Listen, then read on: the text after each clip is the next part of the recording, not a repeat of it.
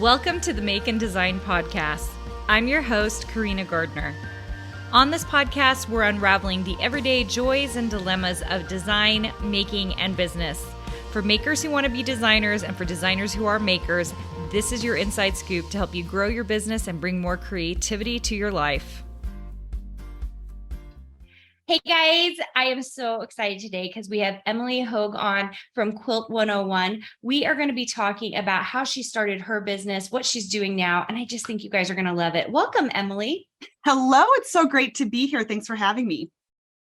Okay, so we're going to start out with the fact that I didn't know Emily was in Utah as I am. She's not even an hour away from me. So this is, I mean, we were on the same time zone, but I was like, oh, yeah, okay. So this has been super fun to kind of get to know Emily and see what she's up to. Emily, I remember when you started your Instagram feed. I would love for you just to take us on your journey. Tell us how you got started. What made you decide to start Quilt 101?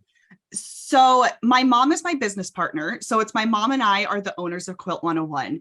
And I had been working in the corporate world for a long time doing social media.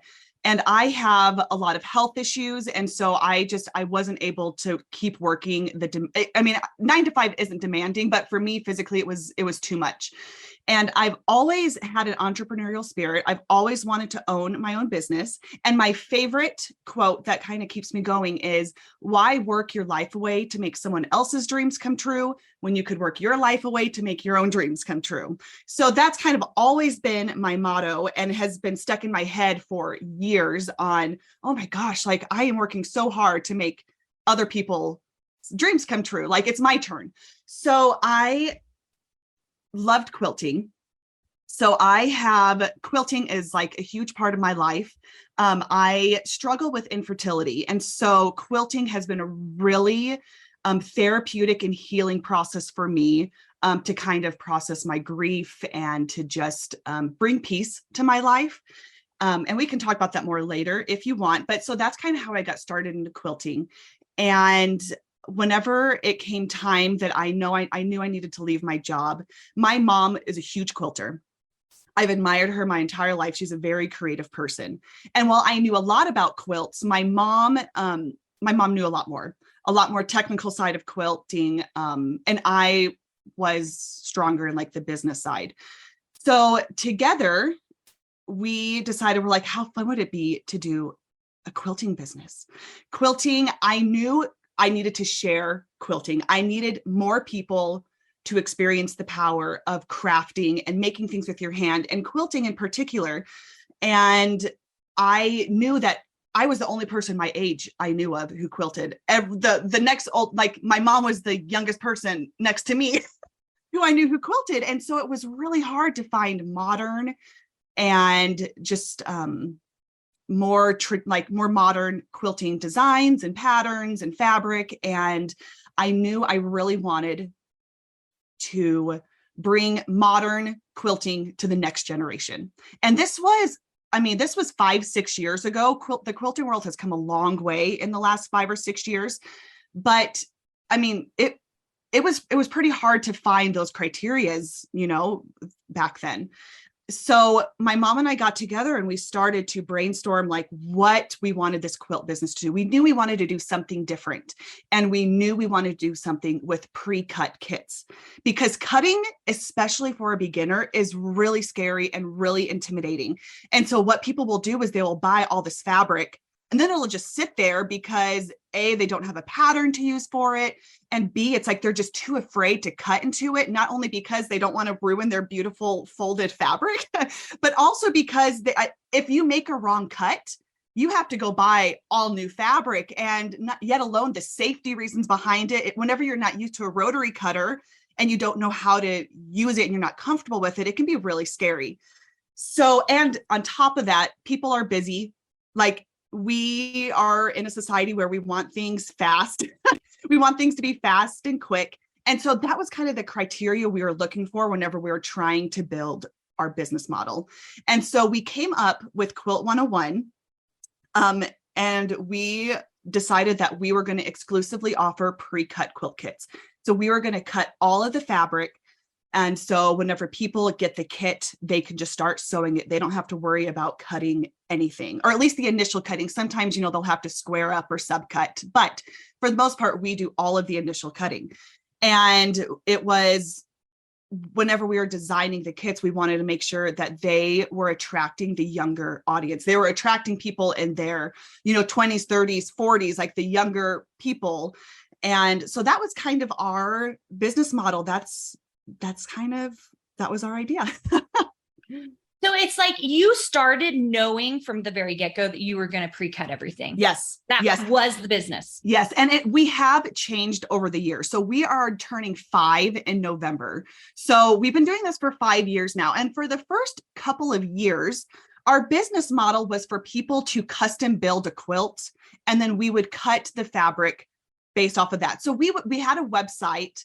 It was a huge investment because that's what we originally launched the business with. It was a huge investment for us to have this custom website built. But basically, it started where people could go on, they would select a pattern, and we would have probably, 15 patterns. And they were ones that we designed. There were patterns that we designed that were super beginner friendly. And then, so they would choose the pattern, and then they would choose the size they wanted, and then they would choose the fabric they wanted. And the binding and the backing, they would build their entire kit, and then we would cut it for them. And what we were figuring out is that we had to hold so much inventory. Like the inventory was ridiculous because we didn't know what people were going to order. So we just had so much fabric on hand, and it was just sitting there. And because we were launching our own patterns, it's time consuming, it's very time consuming to write your own patterns. And so we were only able to do a launch maybe once every 2 or 3 months, because that was just kind of the time frame we had to write a new pattern.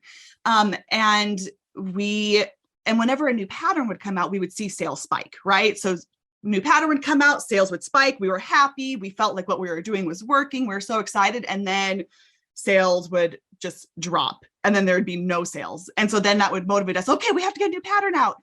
So then we would create a new pattern and sales would spike, but we were just on this roller coaster of, we would only see sales whenever we were launching a new pattern. And so back in 2020 is whenever we changed our business model to where now we collaborate. We hardly ever write our own patterns. There's too many incredible pattern designers out there. We don't need to be doing that to ourselves. We need to focus on what we do best, which is pre-cutting the kits. We are going to let the people who are amazingly talented at writing patterns, we are going to collaborate with them. And so we can use their talents instead of us having to exhaust ourselves to write them. So we started collaborating with people, which not only helped our sales, but also helped with social media and our growth on there, because all of a sudden now we have collaborations going left and right. And then we also, I don't know if this is stupid or smart, it's probably both, but we decided to launch a new kit every single week. So we launch every Friday. I thought you were going to say month. You just said week. Every week. Every week. It's ridiculous. Like I said, it's stupid. But we have sales always coming in. And we have just created this culture where, and our kits are all very limited run. So we cut anywhere between 50 to 100 of every kit. And once they're gone, they're gone. And so it's kind of created this scarcity, yes, mentality with our kits. And so that way people have to hop on at the exact launch time every week. And sometimes they sell out within 2 or 3 minutes. Sometimes they last for 12 hours. It's very, very rare. We do not sell out within 24 hours. That is insane, but so smart of you, because now you're not just dealing with the inventory thing. I know when you said the custom thing, all I could think was cutting custom plus having all of that fabric on hand to make sure you're good. Yes. This seems absolutely brilliant. And it's helped you like with your operations. That's my guess. Oh my gosh. So now with our business, it's like the inventory we have on hand, we order exactly what we need. We cut it. And because we sell out so quickly, we have basically no storage or inventory we ever have on hand. It's like, we have fabric. The only inventory we have are for upcoming kits. But even then, it's like by the time the kit is done, it is gone. We don't have to store anything. It's off our shelves. And it's, oh my gosh, it makes this like organizational, like type A person very happy to not have just a bunch of stuff sitting there. And whenever we are cutting custom kits, it was so time consuming because you're having to pull everything for one kit.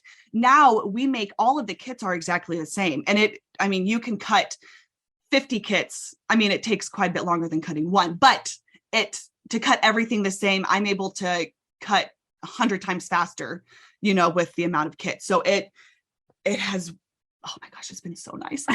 So tell me, nice. Okay, so I feel like your operations are brilliant and it took you some time to get there, right? Oh, and I think, years. I think new, especially designers or creative business owners need to hear that. Like you have to pivot as you go. Oh, yes. To make sure that you have your business exactly right. So it makes sense for you and the customer, right? Yep.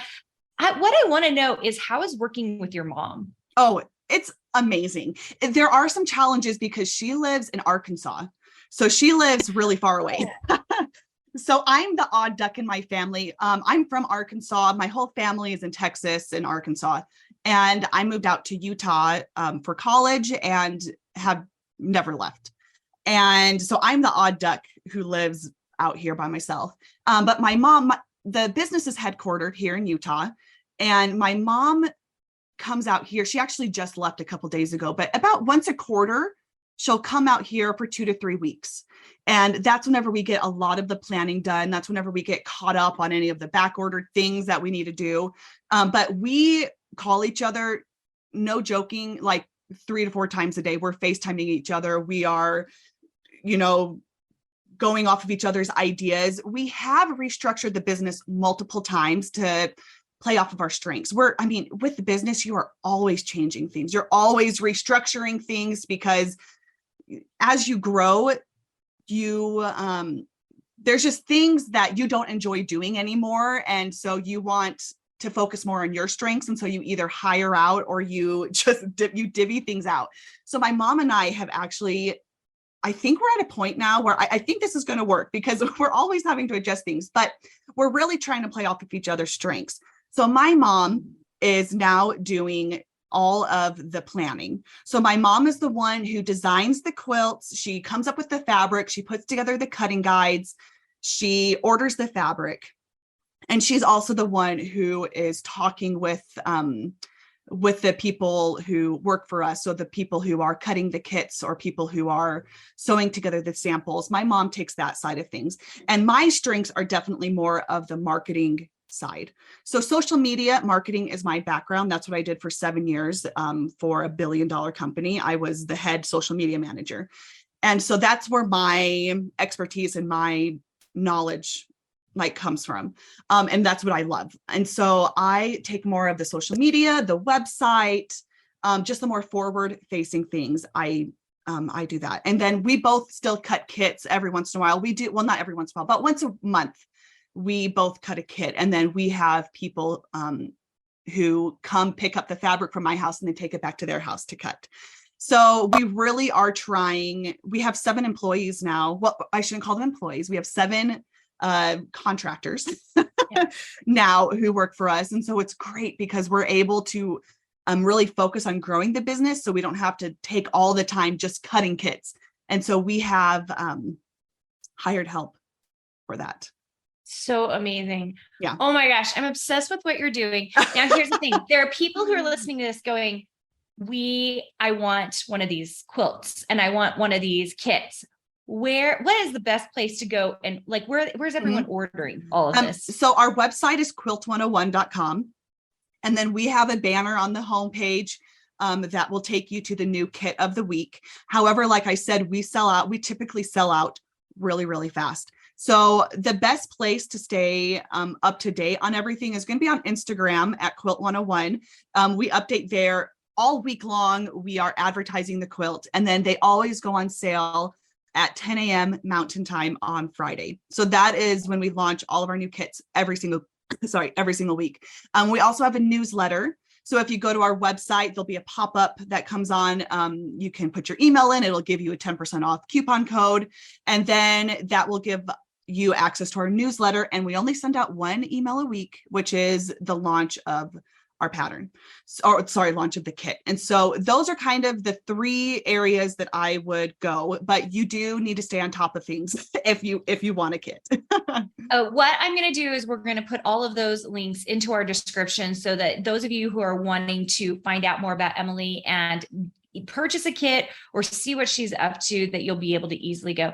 Emily, thank you so much for joining us. Emily's actually going to be doing an expert guest series as well for our Design Suite members. So Design Suite members who are hearing this, keep an eye out because that's going to be coming up in the next few months. So glad to have you on. I'm so excited to see where your business takes you, and we'll talk soon. Thank you so much. This is great. Hey, did you know that you can visit me at makeanddesign.com to learn more about this podcast and join my VIP group for weekly freebies? I can't wait to see you there.